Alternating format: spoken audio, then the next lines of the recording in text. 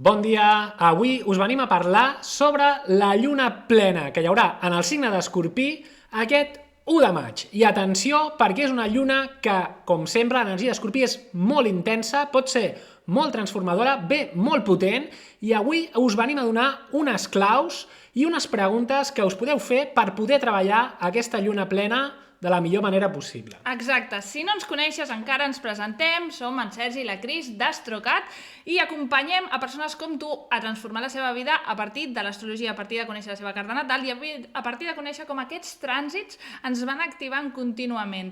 Si vols saber-ne més, et deixem per aquí l'enllaç a la nostra pàgina web on trobaràs tot el que fem i la nostra comunitat on compartim contingut com el que escoltaràs avui, però de forma molt més extensa. De fet, a la comunitat ja hi ha un vídeo molt llarg sobre la lluna plena a Escorpí i un signe per signe. Llavors, anem a entrar en matèria. Sí. Abans de res, un petit apunt. Volia dir moltes gràcies a tots aquells que ens veu venir a veure per Sant Jordi, que érem a Barcelona, al Passeig de Gràcia i al Portal de l'Àngel, signant llibres. Moltes gràcies a tots els que us veu apropar.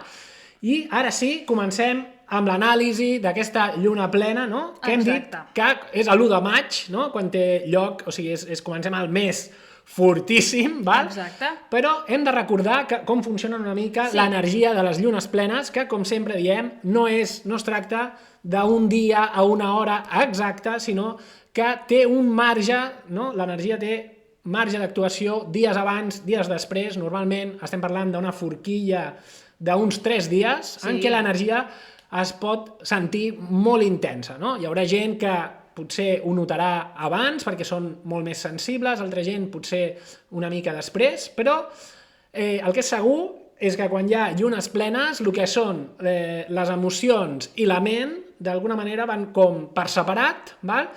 I són dies on les emocions estan a flor de pell i on podem veure doncs, les coses més clares, no? Una lluna plena, al final, sempre és com un moment de clímax, un moment de claredat, un moment on podem veure resultats, on podem veure evidències. No? Exacte. De fet, ens hem de remuntar primer de tot a fa 6 mesos. Recordem que una lluna plena, diguéssim que són aquells primers fruits, aquells primers resultats d'un procés iniciat i plantejat amb la lluna nova anterior 6 mesos abans. Així que podeu anar a veure quina àrea, què veu començar a reflexionar, a repensar, a replantejar en aquell llavors.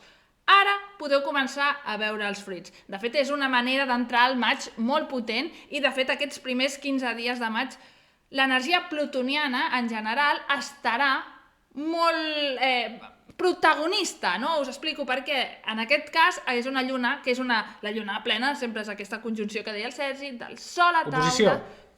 Oposició del Sol a Taure i la lluna Escorpí, però en aquest cas Plutó, que és el regent d'Escorpí, està fent una quadratura tant al Sol com a la lluna i creant una figura de T quadrada. Així que Plutó activa aquesta lluna plena molt més i ens fa anar a revisar, a repensar a tot.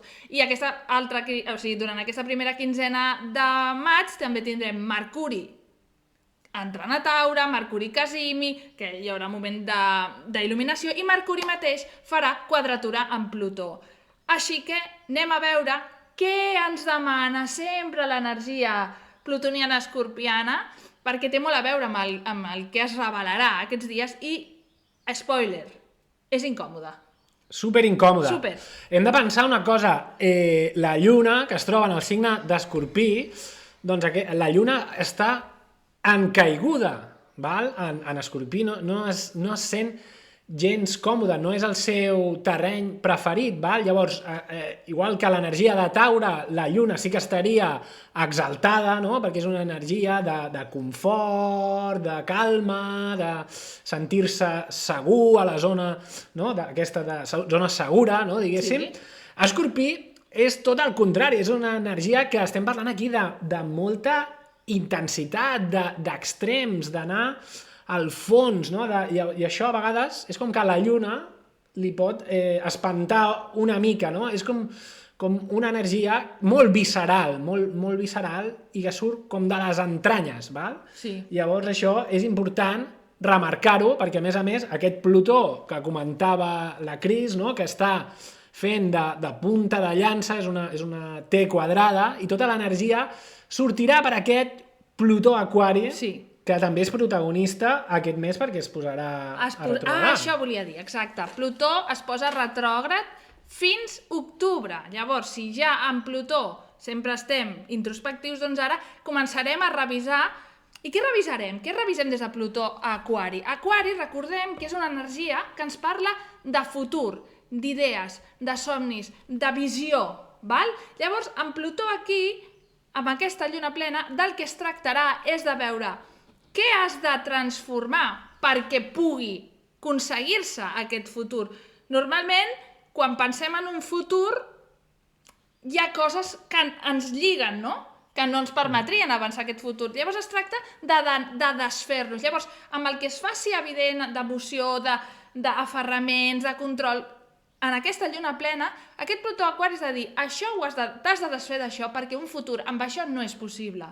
Saps? És com desfesta d'aquestes cadenes perquè aquest futur que és per tu, que te'l mereixes, que si el treballes serà teu, has de pagar el preu i deixar anar això. Tot avançar, o sigui, sempre que volem avançar a la vida, que volem aconseguir coses noves, es tracta també de renunciar a altres. Sovint hi ha una sensació de que renunciar és perdre, és fracàs,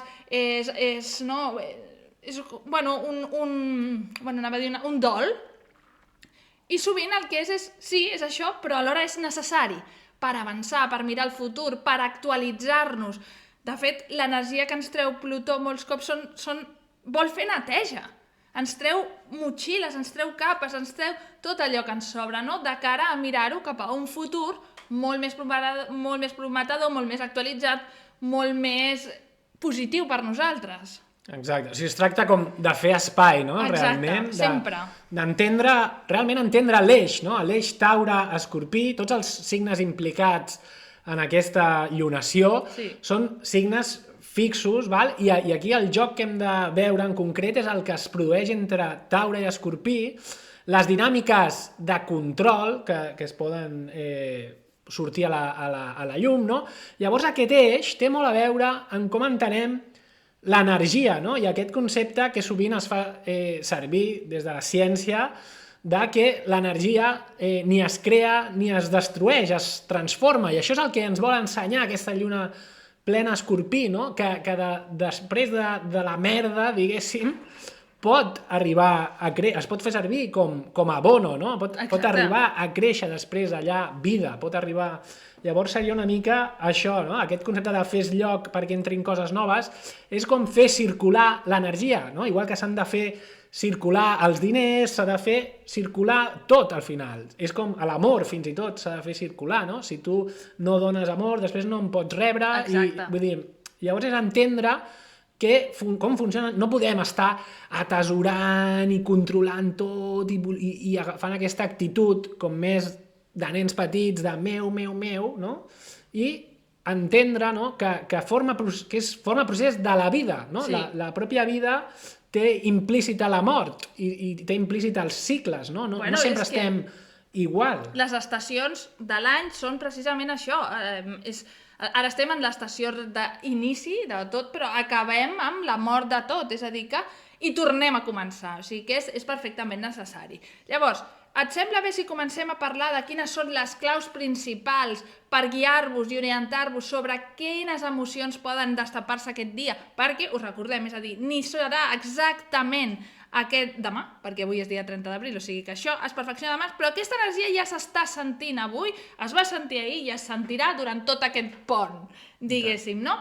I estan implicades el Sol Taure, la Lluna Escorpí, Plutó Aquari i totes les altres energies presents, i que això és el que acabem de matitzar a la comunitat, però, per exemple, una clau que té una mica referència amb el Sol a Taure, no?, que és, l'energia de Taure sempre vol seguretat, vol valor, vol comoditat, i això els porta a aferrar-se a coses, val?, per sensació de seguretat. Llavors la pregunta incòmoda que pot generar-nos aquesta energia de lluna plena Escorpí és què estic sostenint per una falsa seguretat, però en realitat m'està matant? O sigui, diferenciar quines persones, projectes, feines, rutines. Matitzo perquè cadascun de vosaltres, cada signe, tant pel signe solar com per ascendent, això li aplica directament a una àrea d'experiència. O sigui, que pregunta't, segons l'àrea que tu et caigui, què està sostenint, conservant. Aquesta lluna plena passa en el grau 11. En el grau 11, exacte.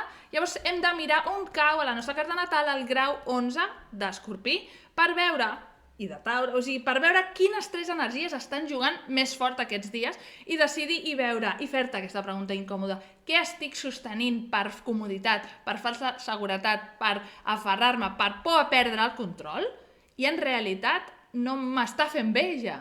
He de deixar anar per no morir jo, no? O sigui, entre cometes. El que passa que normalment aquestes preguntes són incòmodes, no? Perquè et posen en contacte potser amb una veritat molt crua, amb alguna cosa que inconscientment et fa por, no? I no vols mirar de cara. Exacte. I aquí està la feina, no? Aquí està... Bueno, de fet, això us ho regalem per aquí, el mateix dia, Mart a Àries estarà fent una quadratura amb Júpiter a Cranc, així que tot això que ens pugui sortir pot anar carregat de molta reactivitat.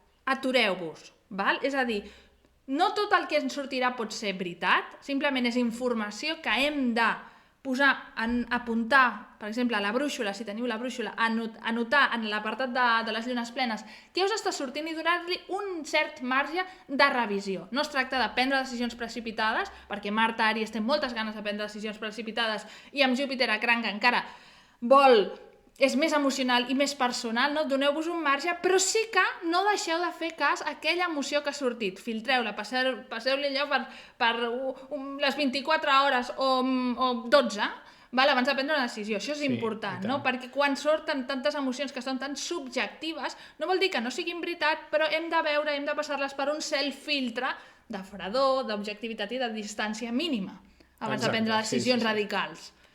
I, ara que anomenaves també això de la brúixola, he pensat en una cosa que és una curiositat. Veureu que a l'inici del mes, a l'apartat de les llunacions, aquest mes hi ha 3 llunacions, i això és perquè aquest mes té la particularitat, no? Com ha sigut tan aviat el dia 1, serà la lluna plena, no? Doncs dona temps a que entri una altra lluna plena dins del mes, que és una cosa que a vegades passa, però no passa sovint, no és el més... no és l'acostum, no i simplement com a anècdota, no? Que sapigueu que cap allà el 31 de maig, si no m'equivoco, hi ha la lluna plena a Sagitari. Exacte, o sigui que és un mes a tope. De fet, hi ha gent que ens escriu quan pararà? No pararà. Bueno, és que això és una de les coses que t'ensenya l'astrologia, no? Que és aquest creixement en espiral, una mica vas endavant, vas enrere, vas donant voltes a les coses, vas afegint capes, vas millorant, i és tot part del procés de com en realitat es va desplegant una carta natal. Exacte. Llavors, la segona clau podria fer referència a la lluna a Escorpí, per tenir en compte les 3 energies més principals, que seria de què ens parla, no? De mirar, de fer front, de mirar a la cara les coses que ens poden controlar des de sota, perquè és important saber que el que surti a la llum a nivell emocional sota aquesta energia no és nou, o sigui, és energia acumulada, allò que s'ha anat quedant allà al fons, no? Aquella aigua estancadeta que va fent pudoreta i cada cop patapam surt, no és nou, no és recent segurament, no? Llavors es tracta de quina és la clau, atreveix-te a mirar quina dinàmica, què necessita renovar-se, no? L'energia aquesta d'Escorpí i de Plutó també, el que ens està demanant precisament és fer una purga, o sigui, fer una neteja i quedar-te amb lo essencial, no? Treure tota la merda. Llavors, a vegades, el que ens passa és que tenim més por a la pròpia por, però quan fem això que diu la Cris, no? De realment enfrontar-ho, ens n'adonem que un cop ho hem atravessat, potser no n'hi havia per tant, no? Exacte, de fet hi ha una frase d'una cançó de l'Axambusto que diu allò de quan tinc por és quan més por em fa la por, no? Perquè és com No, doncs, i quan la miro, de fet, bueno, és el que parlàvem de la pel·li de Harry Potter l'altre dia, no?, de que hi ha un armari on surten unes pors i la manera que tenen de combatre la por és ridiculitzant la por, enrient-se de la por, i la por es fa petita i desapareix. Doncs, mirar les pors de cara fa que recuperem poder personal i control de la nostra vida, perquè si evitem mirar les coses de cara, ens controlen des de fora i no volem això. Val? Sembla lo fàcil i lo còmode, però no és el que vols. Vols controlar tu. També aquesta energia ens ensenya una altra cosa, que és que tenim la capacitat de renéixer, o sigui, si caiem un cop, ens aixequem 1000, sí. No? Llavors això és molt important saber-ho, o sigui, sempre tenim la capacitat de tornar a començar, no? Encara que ens pensem que estem en un moment superfosc, no? Sovint es diu aquesta frase, no? Que just abans de l'albada és el moment més fosc. O sigui, tingues l'esperança que després, o sigui, que pots transformar, no? El metall en or, o sigui, pots transformar qualsevol situació de merda, li pots acabar trobant el suc, li pots acabar trobant una cosa bona i que et serveixi per a alguna cosa. Molts cops patim coses a la vida i no és fins al cap d'un temps que ens n'adonem del sentit profund que tenia tot allò, o lo fort que ens ha fet en realitat, o... La benedicció que portava. No? Exacte, una benedicció amagada, perquè sovint les energies d'Escorpí també són invisibles, són misterioses, són ocultes, són coses que no són tan tangibles. No? Exacte. I per acabar, diguéssim que té a veure amb Plutó Aquari, ja ho he mencionat una mica, però es tracta d'això, fer de dir què he de deixar anar per poder avançar, per poder recuperar aquest poder personal, quina dinàmica, quina rutina, quina persona tòxica m'he d'allunyar. Sabem que hi ha persones de les que no podem ni volem ni cal tallar la relació, però sí que podem posar límits, posar distància, recuperar el nostre poder per poder avançar cap a un futur millor, i això és una de les altres incomoditats. Normalment al final tot va una mica lligat perquè estem parlant de les mateixes energies des d'altres angles, però són matisos importants a tenir en compte. Necessites avançar cap a un futur, Plutó Aquari estarà transformant-nos a tots una àrea concreta de la nostra vida i va activant tot serveix per a aquesta avançada. Llavors, mirem-ho. Sí, i a part és que l'energia d'Aquari el que ens recorda és que formem part d'una humanitat, que formem part d'una xarxa, que els nostres grups, el que nosaltres sentim com la nostra tribu, els nostres amics, els nostres germans, germanes, per dir-ho d'una manera, tenen molta importància, els grups socials pels quals ens movem, tot el que volem construir de cara al futur, tot això té una importància transcendental. Per tant, és el que diu, el que estava comentant-vos la Cris, tu no pots anar amb una motxilla a l'esquena de gent que t'està tirant cap avall quan tu estàs intentant fer un procés de transformació personal i d'anar cap endavant i de renéixer i de... Llavors, a vegades, perquè es pugui produir una transformació real, necessites fer aquesta purga que parlàvem abans i que ara ho estem traduint també, a vegades, purga de què? De gent tòxica que t'està enfonsant. Això no vol dir que tu hagis de passar tota la responsabilitat als altres i dir que la teva vida és una desgràcia o que tot et va sempre malament perquè és culpa dels altres. Això és la part fàcil, que és victimitzar-se, és... Bueno, és que ara m'ha vingut una altra cançó, avui estic... que té a veure amb els... Bueno, ara em sortiran. La frase és: tot allò que faríem si no ens aturessin els altres. Com es diuen aquests? Tot allò que farien si no ens aturessin els altres... Sí, home, sí, aquell parell de... Bueno, ja sabeu qui són, no? Els Figaflaues. Els Figaflaues. Aquesta frase, que cantem tots amb tanta il·lusió, és molt injusta, perquè ens treu tota la responsabilitat. Tot allò que faríem si no ens aturéssim els altres, t'estàs aturant tu, que aquesta és l'altra cosa tòxica que has de deixar anar, que és un pensament limitant, un pensament que t'intoxica, amb veuetes de por, amb veuetes de que no ets capaç, amb veuetes de futurs impossibles i desastrosos. Parlo en primera persona, que a vegades connecto amb la meva pròpia ment, que és la meva pitjor enemiga, i a vegades no es tracta de que ningú fora m'impedeixi res, sinó que sóc jo mateixa. Ningú de fora t'impedeix que facis res, només poden si tu ho permets. Exacte. O sigui que podem aprofitar aquesta lluna plena una mica per veure clar que hi ha sobre la taula i aprofitar per recuperar poder personal, no? Absolutament, perquè això és, Escorpí, poder personal. Que guai.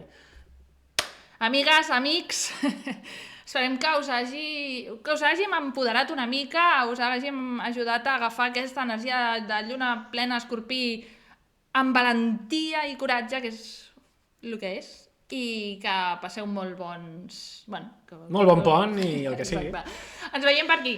Fins aviat. Fins aviat.